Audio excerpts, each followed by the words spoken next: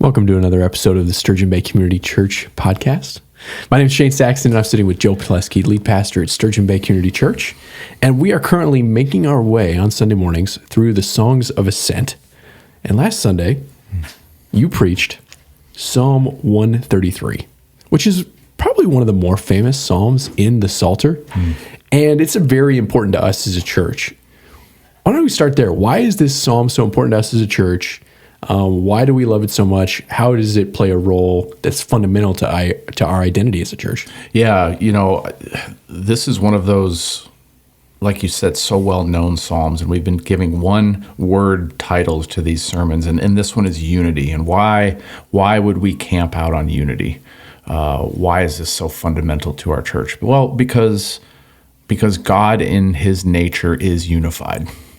Like three distinct persons, one unified as one essence. And so I make the point right off the bat in this sermon that if God's followers, if his family is not unified, then that fundamentally changes, or it doesn't change, but it certainly illustrates what is not true of God. So his people have to be unified because he is unified. So that's why I think this psalm is so important, because in 3 verses, this is the argument. Yeah. Absolutely. There's something about unity, too, that is so fundamental to our mission as a church because of what's written about it in the New Testament. I mean, we read Ephesians on Sunday morning aloud. What do you think it is about unity specifically that speaks to this time and place as so important to our identity as Christ followers? I mean, it probably goes without saying, but the public discourse right now is anything but unified. I use this word polemic. It's about creating division. It's about creating hatred. It's about criticism, but not criticism with an eye towards reconciliation, criticism for the sake of criticism. And I think it's certainly this psalm speaks to the anti-idea of that. So not polemic dialogue, but irenic dialogue, something that aims towards peace, aims towards reconciliation.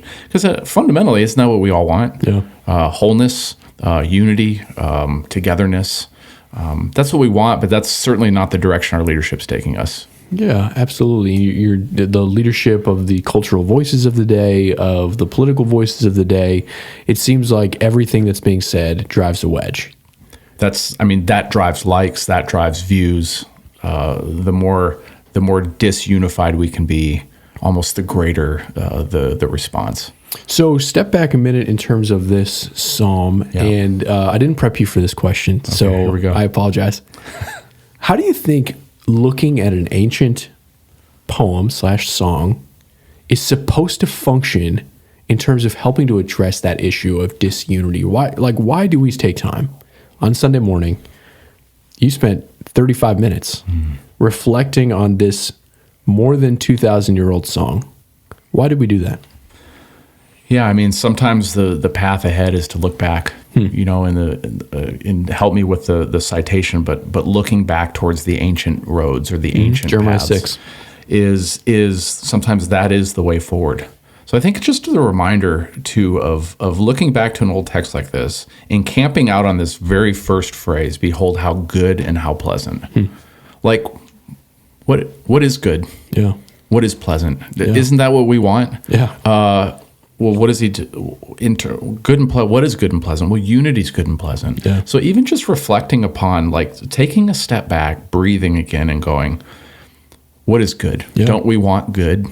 Well, then let's explore unity. Yeah. So I think that's right. I mean, I love to think of Jesus and the Apostle Paul and the fact that they were shaped and formed by these scriptures. For Jesus, he was a man of the book, and he had read Psalm 133 and loved the vision cast here so much that he would say, the world will know me and will know us when they see our unity, when they see us dwelling together like this. It's a way of being in the world that this world knows nothing of. Yeah. And I think too, right, we learn by songs. I'm sure there are significant times in your life where you can look back and remember a certain song, a certain season of life via what was playing on the radio. We memorize lyrics, et cetera, et cetera. So when Jesus is talking to his disciples in John 13 and telling them, I and the Father are one, And I want you to be unified like we are unified. Certainly, I'm sure the disciples in their minds are singing Psalm 133 in the back of their minds. That's the significance of. Once you kind of have that in mind, a metaphor for what you were doing on Sunday is like on YouTube, you've seen these like lyrics breakdown videos, for your favorite song, and like someone's going through like line by line. Yeah. That's exactly what we were doing. Just reaction video. Yeah, exactly. Yeah. Just like, this is what this means. Let's pull it apart. Let's sit in it for a little bit. That's right. And so let's do that. Yeah. You had good thoughts on each line that kind of helped bring this song to life. Yeah. It starts with talking about how good and pleasant unity is. How did that speak to you as you were thinking of this song? Yeah, I just enjoyed remembering. Think on things that are good and noble and pure and right, and all of the ideas behind it's moral, it's useful, it's orderly, it's all the things, the deep desires of what we want in our lives. That in many ways, because of sin, we don't have, or we eschew, or we cast off, or we don't think about very deeply. And so just to dive into, and I use this metaphor: if goodness is a rose, then pleasantness is the aroma, the sweetness of drinking deeply of the aroma of a rose and going, oh, that's pleasant, that's delightful. So I think just kind of dwelling on some of those words was helpful, even for me as I thought about it. Yeah, division is toxic. It's frustrating. It creates it's corrosive. It's rottenness to the bones. It's rotten. Yeah, but unity is sweet. It's fragrant, and that helps you to know it in a way that just someone saying unity is what you should do a lot better. Yeah, and we were just talking about this earlier. It's this embodiment of the scriptures. Living this out. Honey, we know is intellectually what it is, but how does it taste? Yeah. So then the psalmist moves it. He says, "What's good and pleasant is unity." Yeah, right. But then he goes into this kind of elaborate word picture that I think is describing unity, right? But he's kind of setting this scene. Talk to me about how you imagine this scene playing out and what it looks like in your mind's eye, and then help us to see that too. Yeah, so I think there's an overarching idea around these pictures that unity is just effusive, that it just goes over everything that it touches, that if dew touches the land, it can't be undewed. It's now it's got life, it's got water in it to begin the process of bringing life. And likewise, like oil running over the priest's head, so it's effusive. It touches hair, it touches all over his head, it goes down his beard. There's just nothing that it doesn't touch or change. And so I think the first point in the picture is that it's just effusive. It goes everywhere. It's almost like you can't stop it. Yeah. And then secondly, the idea of the priest himself, I think, is pretty interesting because, let's start with the leader. Again, a psalm of David. So certainly the songwriter is thinking, it's got to be true of the king. It's got to be true of our leaders. That hopefully it'll be true of us as well. Yeah, unity is like oil poured on the beard, which then pours off onto the collar, the breastplate. Do you have a sense of like why oil is being poured here? Like, what's the scene? Like, what do you think is actually going on here? I mean, it seems to be the consecration of the high priest unto service. Yeah. So, whereas he talks about a horn a couple psalms ago in terms of like the military might, there's also a horn of which you would pour out oil all over the high priest, so that now he is cleansed, he is purified, he is ready to offer his worship to God. Yeah. So I think, as we're coming to the end of these songs of ascent, ready to enter the temple, that is kind of what everybody would have to do, is there'd be a cleansing ritual to prepare themselves to worship. Yeah. And part of that preparation is being unified, and that unity is just like it's dripping off of us. It's running off the beard, running down the shirt collar. It's everywhere, like you were saying. It's effusive. Yeah, right. So everybody can see it. That's one of the beauties of this. So then the second image that you alluded to is the dew or the wetness on Mount Hermon. Yep. Kind of waking up in the morning and putting your foot in the grass and being like, did it rain last night? It's like, no, it's just this place is alive. Yeah. And that freshness, that the vivification that unity causes is green. It's plentiful. It's bountiful. How do you think of this image? Yeah, I mean, if you ever walk out on the lawn in the morning, it's not like your foot just has a couple drops on it. It's it's inundated now. It's like there's water everywhere. It's soaking off. And so, I make the argument, or not the argument, but I use kind of a little bit of the illustrations of, when a corporation is unified behind a mission, when a marriage is, you're in lockstep with your spouse on an issue or whatever, it just feels better. It feels right. We're pushing in the same direction. There's an energy around it. There's a life-giving kind of element to it. And I think in an agricultural metaphor, that's what he's using. Like, life just springs up now because it's got everything it needs. It's nourished, and now it's ready to bring forth life. Yeah. So, yeah. What's beautiful here is that we were talking about this morning, so it's fun on both our brains. But this is how language works. There's a certain kind of person who says, poetry is not for me. I just need you to say unity is good. Right. But the reality is, the way that we come to know and experience things is that we actually think in images. It's like when we experience that freshness of the dew, it gives us a better sense of what unity is actually like than if someone just says to you, unity is good. No, absolutely. And so we see that here with the saturation of the mountain with water, and the oil running down profusely, and the sweetness and the fragrance of unity. Once you get those word pictures in your head, now you're on the way towards kind of even grasping a little bit of how good unity is. Yeah, for sure. And you've done such a great job, because remember, we rolled right into the Lord's table after this. Tasting of the body broken for us, drinking of the wine, that embodied idea that should be augmented by unity.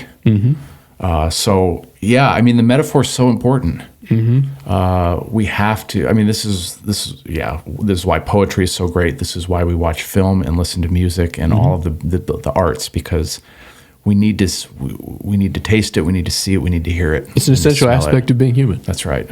So it ends on this final line saying that it's here on Mount Hermon, that the Lord commanded, that the Lord instructed us in the way of blessing forever. Why does it end on this note? How does this line operate as he's given these images about unity? Yeah, I made the argument early on that this isn't just any kind of unity. It's not just a couple people kind of handshake and agreeing on a proposition. Yeah. This is a particular unity of God's people coming together in worship to him. That's the unity that's good and pleasant. And so again, like here in a more location sense, he's saying this place where I cause my name to dwell, where I bring life, literally on Mount Zion or on Mount Hermon, but I think symbolically in the temple. This is where God commands his blessing. He doesn't just, it's not a haphazard kind of unity. It's where I choose to make my name dwell. And so I think that's important because, by application, it's for the Christian today as we gather together for the express purpose of worshiping our God. This is where God says, my blessing will rest here. It doesn't rest anywhere else. This is a particular place, moment in time, through a certain activity. This is where my presence is. Yeah, it strikes me that blessing, this is such an important idea. It comes from God, and ultimately so does unity, right? And so our attention in terms of getting unity, one way to do it is to be looking around at one another and going, I need to get along with that guy. But another approach to unity is looking at God and doing it side by side with other people who have that same goal. And that could be an even more powerful way for us as a church body, as a people, as a city, as a nation, in order to move forward in ways that actually are fragrant with the fragrance of unity. Yeah, I think that's exactly right. There's always this vertical and horizontal element, but we should start with the vertical element. We look to him, he blesses us. There's a vertical element of unity that I want to be like you, God. I want to be like your nature. And that helps us with that horizontal element. But to start backwards and say, I can just kind of manufacture this unity with my brother. Well, no, look to God first. and then watch kind of the blessing that takes place. Watch the life that happens from that. So bringing it into the 21st century, we form as Christians into churches, and unity has become such an important concept in the New Testament for the church. Why do you think that is? Why does the Apostle Paul, why did Jesus spend so much time kind of expositing this idea for the church today? Yeah, well, I mean, they started with the idea that we've got these two disparate groups. We've got Jews coming out of Judaism. We've got these Gentiles coming out of the pagan world, and they're looking at each other across the fence, so to speak, going, I don't think this is supposed to work together like this. Yeah. There's something that, like, this is a bridge gone too far. And so they were addressing that at the time. But even more so today, in a transient kind of migrating culture that has lost its sense of community, that had come from so many different backgrounds. We know this up here in our context. People are coming from all over the place, different church backgrounds, different experiences, and they're kind of looking for, those deep desires of where can I be known? Where can I be loved and accepted? What are we going to unify around? What's the shared experience? Yeah. What's the shared truth that we're going to imbibe of? And yeah, so I think this is why the Apostle Paul is talking about this, why Jesus talks about this, why his people need to be reflective of who God is.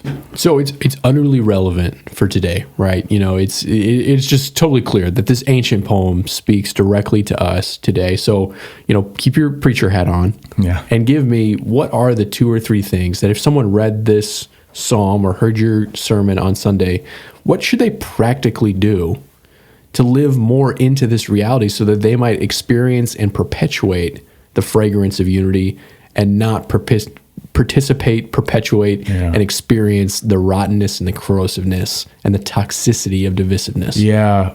I think the first thing is to, pray for humility. We all have broken relationships in our lives. And so the easy kind of takeaway is, oh, they've done me wrong. Oh. They've done this wrong. That I've been victimized here. They've hurt me in so many ways. But to really turn that around and say, how can I be as charitable and loving as I can in this situation? And take ownership for my part in whatever this is, and place my hurts aside and pursue, eager to maintain unity in the bond of peace, the unity of the Spirit and the bond of peace. How can I, just starting with a sense of humility, and then really beginning to ask God, give me a great picture of unity in my life, like a picture, a vision that supersedes my hurts and my pains. Help me to believe that that's actually better than just being able to say at the end of the day, I was right. Wow. I think that's the big challenge. I kind of had this thought on Sunday. We celebrated communion, and I gave an invitation to our church to really consider and reflect on their own relationships and the need for reconciliation. And I was struck by this thought of, if there's one person in here who thinks of another person that they just, to this point, that relationship, all they see it is as death. It is just tough.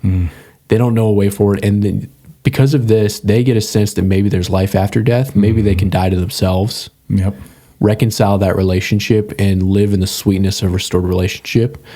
Having the imagination for that could move someone, whether it's a personal relationship with a family member, whether it's a friend, just having a vision of how beautiful it is to be a reconciler would be such an amazing way to respond to the beauty of the images of this psalm.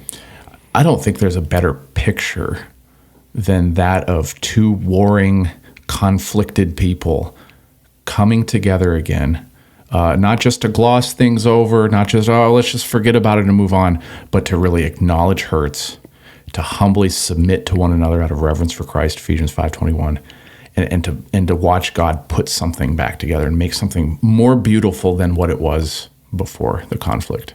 I don't know there's a better picture of what Jesus did for us on the cross, or in terms of what you were just talking about, in terms of our relationships.